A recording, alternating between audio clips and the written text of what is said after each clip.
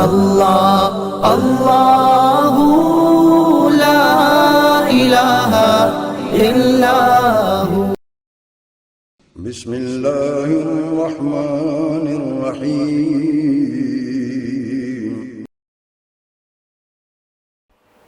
یہاں ایک سوال ہے کہ دعا کب قبول ہوتی ہے اور دعا قبول نہ ہونے کی وجہ کیا ہو سکتی ہے؟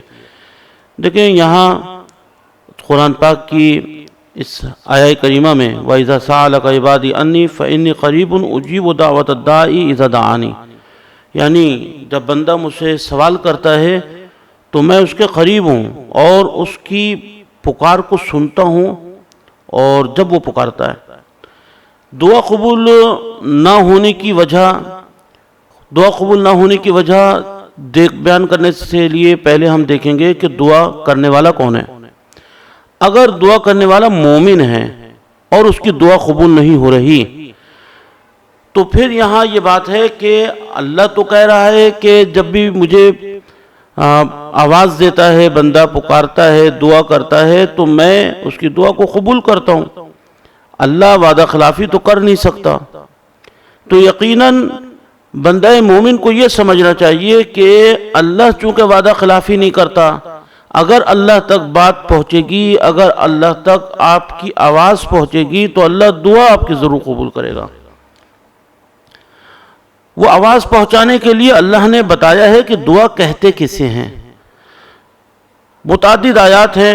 سورہ لقمان کی 32ویں آیت ہے وَإِذَا غَشِيَهُمْ مَوْجٌ كَالظُّلَلِ دَعَوُا اللَّهَ مُخْلِصِينَ لَهُ الدِّينَ، یعنی دعا اللہ سے مانگو اخلاص دل کے ساتھ۔ اور اخلاص دل کب پیدا ہوتا ہے؟ وَإِذَا غَشِيَهُمْ مَوْجٌ كَالظُّلَلِ، یعنی پانی کے جو جہاز ہوتے ہیں اس پر یعنی کہ دریا سمندر اس طرح پانی آ جائے کہ گھٹاگھوپ اندھیرا چھا جائے، تب یہ اللہ کو خلوص کے ساتھ پکارتے ہیں۔ یہ سورہ لقمان کی آیت ہے۔ سورہ انبیاء کی آیت ہے انہم کانوا یسارعون فی الخیرات ویدعوننا رغبا ورہبا، یعنی نیکی میں جلدی کرتے ہیں، مجھے پکارتے ہیں رغبت کے ساتھ اور رہبانیت کے ساتھ۔ گویا اللہ طریقہ بتا رہا ہے۔ ایک طرف سے اللہ نے کہا مجھے پکارو گے میں دعا قبول کروں گا بندہ مومن کی، لیکن بندہ مومن کو کس طرح پکارنا چاہیے؟ بندہ مومن کو اخلاص دل کے ساتھ پکارنا چاہیے، بندہ مومن کو رہبانیت اور رغبت کے ساتھ اللہ کو پکارنا چاہیے۔ سورہ اعراف کی آیت 55 ادعوا ربکم تضرعا وخفیا انہ لا یحب المعتدین، اللہ کو پکارو تضرع کے ساتھ اللہ کو پکارو۔ اللہ کو اگر ان کیفیتوں کے ساتھ اللہ کو پکارو گے، یعنی تمہاری دعا میں تضرع ہونا چاہیے، اللہ سے گڑگڑا کے مانگو، تمہاری دعا میں رغبت ہونی چاہیے، یعنی اللہ کے جلال و کبریائی کو مد نظر رکھو، تمہارے پکارنے میں رہبانیت ہونا چاہیے، یعنی تمہارا دل غیر خدا سے کٹا ہوا ہو اور اللہ کی طرف مائل ہو۔ کٹا کا مطلب یہ نہیں اپنی ذمہ داری ادا نہ کرو، لیکن تمہارے دل میں اللہ اللہ کی صدائیں آ رہی ہوں، پہلے اللہ بعد میں غیر خدا۔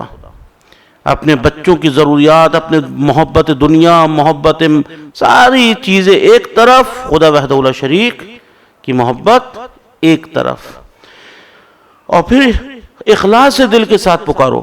اگر ان کیفیتوں کے ساتھ پکارو گے تو تمہاری آواز میں طاقت ہوگی، تمہاری آواز سچے دل سے نکل رہی ہوگی اور یہ اللہ کی بارگاہ میں پہنچ جائے گی، اور آواز پہنچے گی تو اللہ دعا کو قبول کر لے گا۔ یہاں پر یہ مومن کی بارے میں۔ اچھا، بندہ مومن کی دعا میں یہ کیفیتیں ہونی چاہیے۔ اگر یہ کیفیتیں ہیں اور پھر بھی دعا اللہ نے قبول نہیں کی تو اس کی دو وجہ ہو سکتی ہیں۔ ایک، بندہ مومن کے گڑگڑانے کو اللہ پسند کر رہا ہے، وہ چاہ رہا ہے کہ اور گڑگڑائے میرے قریب ہو جائے، یا کوئی مصلحت ہے جو بندہ مومن سمجھ نہیں رہا، خدا وحدہ لا شریک سمجھتا ہے بندوں کے معاملات کو، اس مصلحت کی بنا پر اللہ نے اس کی دعا کو قبول نہیں کیا۔ اچھا، اب آ جائیں غیر مومن کے لیے۔ بندہ مومن کے لیے کیفیتیں اللہ نے کیوں بیان کی؟ کیونکہ وہ مومن ہے، ایمان کے ساتھ دعا کو پکارے اللہ کو. لیکن غیر مومن کی اللہ دعا قبول کرتا ہے، اس میں یہ کیفیتیں شرط نہیں ہے. اس میں اس لیے کہ دعا کی قبولیت کی بنیاد ایمان نہیں ہے بلکہ مخلوق ہونا ہے. اللہ اپنی ہر مخلوق کی سنتا ہے، چاہے اللہ کو مانے نہ مانے، چاہے وہ بتوں کی پوجا کر رہا ہو یا کسی کی پوجا کر رہا ہو. قرآن کی آیات ہے کہ یہ لوگ غیر خدا کو پکارتے ہیں لیکن پورا کرنے والا میں خدا وحدہ لا شریک ہوں. تو غیر مومن کی دعا قبول ہوتی ہے مخلوق ہونے کی بنیاد پر، لہذا یہ کیفیتیں ضروری نہیں ہیں. غیر مومن کی دعا قبول نہ ہونے کی وجہ کوئی بھی مصلحت ہو سکتی ہے جو خدا وحدہ لا شریک بہتر جانتا ہے. تو دعا خدا وحدہ لا شریک جس قدر ہمارا دل پاکیزہ ہوگا، جس قدر ہماری روح پاکیزہ ہوگی، اسی قدر یہ کیفیتیں ہمارے دل پر شدت سے آئیں گی.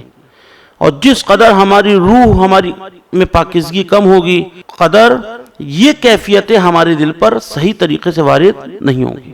پس اگر یہ کیفیتیں جو مومن کے لیے کہا ہے، تضرع، خیفہ اور یہ اخلاص دل کے ساتھ، رغبت و رہبانیت کے ساتھ، یہ دل کی کیفیتیں بندہ مومن اپنے دل پہ لانا چاہتا ہے تو اپنی روح کو پاک کرے. اچھا، اب روح کس طرح پاک ہوگی؟ روح پاک ہوگی، اس کے بہت سے طریقے ہیں. ان میں سے ایک بات ہم عرض کریں وہ یہ کہ غذا حلال ہو. اس وجہ سے یعنی غذا کا حلال ہونا روح کی پاکیزگی کا سبب بنتا ہے، اور روح کی پاکیزگی ان کیفیتوں کو دل پہ لاتی ہے، اور یہ کیفیتیں اجابت دعا کے لیے مؤثر ہیں. پر جتنی دل کی پاکیزگی ہوگی، وہ پاکیزگی کہاں سے آئے گی؟ غذا کے پاک ہونا، حلال ہونا. جتنا غذا کی حلال اور پاکیزگی کا ہم خیال رکھیں گے اتنا ہمارے دل میں پاکیزگی آئے گی. جتنی ہمارا دل پاکیزہ ہوگا، روح پاکیزہ ہوگی، اسی طرح یہ کیفیتیں ہمارے دل میں شدت سے آئیں گی. اور جتنی یہ کیفیت ہماری بہتری ہوگی، اسی قدر ہماری اجابت دعا مستجاب الدعوہ قرار پائیں گے. تو وہی بات امام کا فرمان کہ اگر کوئی ایک لقمہ حرام کھا لے تو 40 دن اس کی دعا قبول نہیں ہوتی. یہ فرمان اس وضاحت سے سمجھ میں آ جاتا ہے کہ وہ غذا حرام کیا کرتی ہے؟ ہماری روح کو نجس کرتی ہے. جب روح نجس ہو گئی، جب ہمارا دل نجس یعنی کہ اس روح نجس غذا سے متاثر ہو گیا تو یہ کیفیتیں ہمارے دل پہ نہیں آتی. اور جب کیفیتیں نہیں آتی تو دعا میں اجابت میں فرق پڑتا ہے. اللہ اللہ